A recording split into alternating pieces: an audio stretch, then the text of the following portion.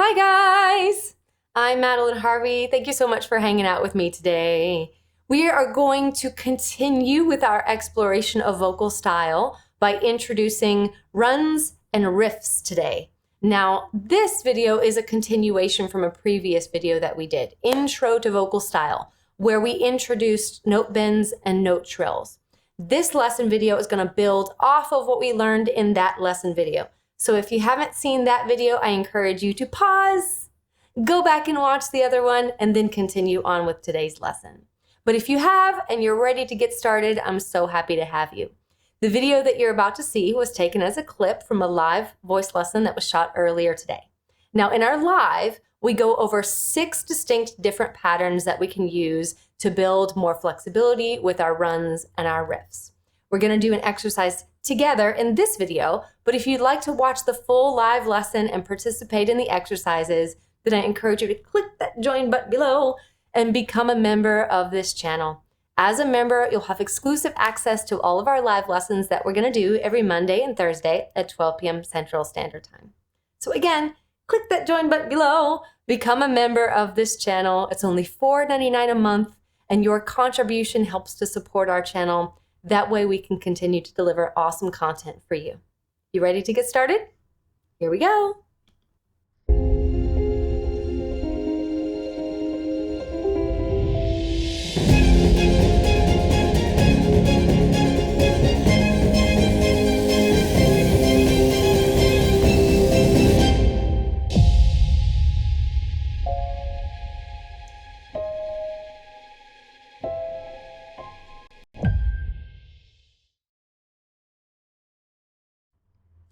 Hi guys!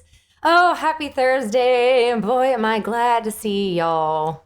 So today's lesson is a continuation. And it's like, let me warn you, it's going to be kind of crazy. So we'll work through it together. It's a continuation from a previous lesson that we did on intro to vocal style. And that introduction covered note bends and trills. So if you have not seen that particular lesson, you can still watch today's lesson, but it'll be a little more complicated.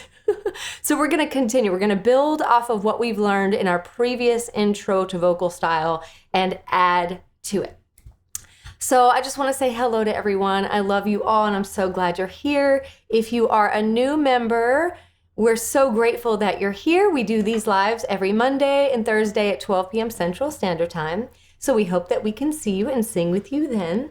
And if you enjoy what you're learning here, then be sure to check out my lessons available on Skillshare. We're adding new lessons here soon. We're going to be doing a module on endurance and stamina. So be sure to check that out when it's out. All right, let's go ahead and dive into this. I'm so glad that you all are here. And I just again want to say that this is going to get nuts today. We have a total of 6 patterns. So we're just going to hit the ground running. 6 patterns that I want to share with y'all. We're going to go slow. For the sake of accuracy and comfort and stability, we're going to go really slow. Now, even if you did watch the first lesson, Intro to Vocal Style, we went over 2 main components of what are called rhythmic styles. Those are slight rhythmic variations to keep things fresh and exciting and keep the ear of your listeners engaged. It's really fun. And a lot of times, I think singers assume that vocal style has an element of spontaneity to it, just sort of happens. Now that is kind of true, but mostly not. Mostly everything with voice has to be rigorously rehearsed and practiced so that when that time comes, there's an element of muscle memory to it that it gives the illusion of the spontaneity. So what we learned in our first lesson was we want to treat our rhythmic style just like a tap dance choreographer would treat the choreography. Now in tap dance, there is certain things called time steps. And the time steps are building blocks for rhythm because tap dancing is all about rhythm. It's like music with your feet. So each block of choreography has a specific rhythm to it. And when they put together the choreography, they just go from one time step straight into another, straight into another. They can even go 1, 3, 4, 2, 2, 3. They can just say it like that and everyone knows what they mean. So our basic unit of vocal tap dance choreography was called a note bend. And it sounds like this. Just like that. It's a very basic unit of style. It's probably the most used. So even though it's basic, don't let that draw you away from its sophistication. So this is a note bend going up. And we also did a note bend going down. Right? This is just a refresher because we're going to hit that ground running. Now we added another note to this called a fall off note. So if we go,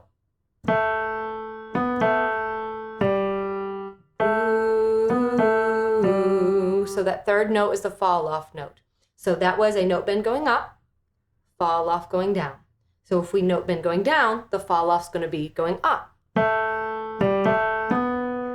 Right? So that's our basic unit of note bend that we talked about in the first lesson. If you want to do the entire exercise, check that out. This is just a refresher. So then the next component was a trill. Now trills I dig. I totally dig trills because they go in order. They totally go in order and that just makes sense to me. So let me see here. Would it help y'all if I gave you numbers? Like, let's see, there are 5 notes in a given scale. 1, 2, 3, 4, 5, 4, 3, 2, 1. So a note bend with a fall off, 2, 3, 2, 1. Does that seem confusing or does that help? Well, a trill down is just 3, 2, 1. Bang. It's done. 3, 2, 1. And I think it always sounds really good. Really, really good. Right? Now that's a trill falling down. We can trill upward. Right. Good. And we covered that in that first lesson. So just one more time for your ear. Good. Trill going down. Trill going up. Now we also put the fall off note on the trill. So if we're going down, which direction do we fall off? If we're going down, we fall up. Right? That sounds pretty cool. Ooh. So if we're trilling down, if we're trilling up, good, good. I know it just seems like I'm talking at you. Figaro. Yes, Dennis. Thank you, husband. The deliverer of tea in the golden cup. Yes. So grateful to that man. So yes, Figaro. It's a very, very easy way to remember it. Yes, yes, yes. So now that is our refresher. That's all we're going to get. We have 6 patterns that we're going to add to today. I'm going to go slow for you guys. I want this to be a fantastic way for you to understand, even if it's not in your head, with your ear. Like, I want you to be able to detect these patterns so that you can create, you can see where there's areas of opportunity. So since we did note bend with a fall off note, let's add a trill to that. So we're basically taking what we learned, the 2 patterns that we learned in our first lesson, and we're combining them, okay? So again, we're just working with 3 notes, 3 pitches. That's all we're working with. But we're changing their order to give them some exciting variation to make it fresh and new. So if we've got a note bend, we're gonna fall down. So now we trill up, right? Everybody catch how that worked? There it is. So that's the note bend with a fall off, adding a trill going up. It sounds really cool. Ooh, sounds really cool. But we're not going to go that fast. I'm going to play it one more time for your ear, and then we're going to go really slow, like really slow, because I want you to get it. And for sake of ease, choose a nice narrow ooh vowel, because it's just easier to manipulate both the speed and the pitch. And as you get more comfortable with it, open it up into a nice any other vowel that you want. So we're going to go 2, 3, 2, 1, 2, 3. Once for your ear. Now let's try it together.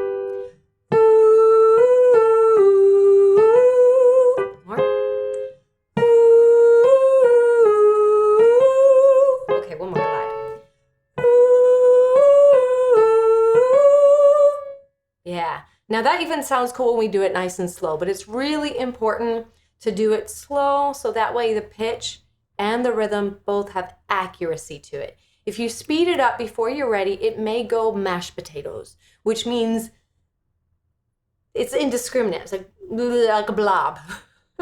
And we want our rhythmic style to be nice and crisp. We really want to hear that variation of both the rhythm and the pitch. So that was a note bend going up, fall off going down, trill going up. You don't have to remember all that. It's like a note bend trill combination. Okay, now we did go up in it and that gave it a nice fresh sound to it. So now we're gonna do the opposite, the inversion of it as we descend. So one more time for your ear. Now we are starting a little high.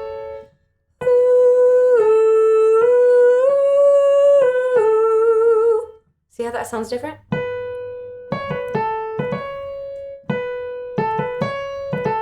Totally different. It's totally different sentiment and sound. I love it. So one more time for ear.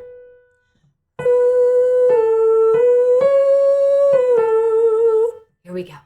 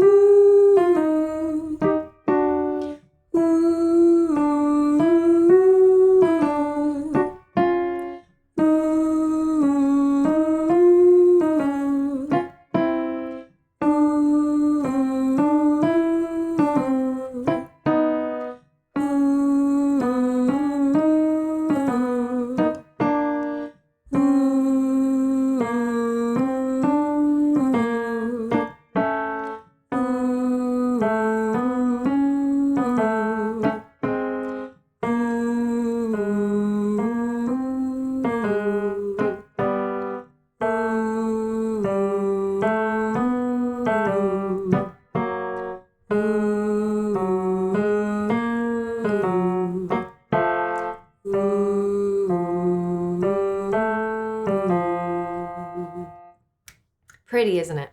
Really, really, really pretty. Especially when it's done, again, with that illusion of spontaneity. The only way you can get that is by grinding. Imagine it as like you've got to create a groove in that record so that it plays seamlessly. So unfortunately, that was the easiest part of our lesson today. Those were consisting of 3 notes. 1, 2, 3 within that scale. Now, we're going to go to 5. We're going to go to 5 notes. We're going to go really slow with this. But I wanted to be able to add the trills with the note bends so that you can see how that creates a beautiful circle of really interesting sound. I really, really I tend to be really conservative when I'm creating style. And I want to just say this really quickly because it's not fair to you guys that people would use different words to describe kind of the same thing. So this is where I want to make a distinction. So far, we've been naming what we've been doing. Note bends, note bend with a fall off, a trill with a fall off, a note bend trill combination. Now, nowhere in there did we say licks, runs, or riffs. So I want to just make a quick distinction that the word lick and riff are the same thing. They're the exact same thing. And I find that this comes from guitar speak.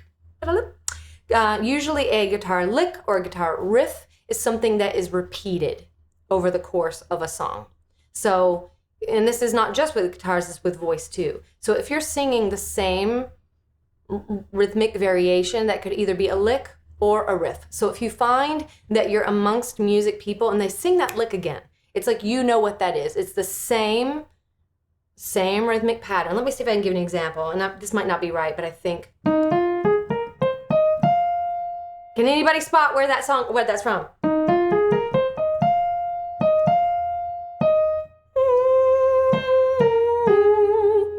Yeah, that would be considered.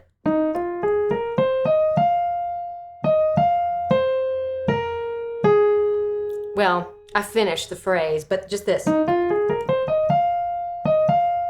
That would be considered like a really fantastical like lick or riff because it's repeated over the course of the song. Now that's from Stone Cold, right? Where she's like,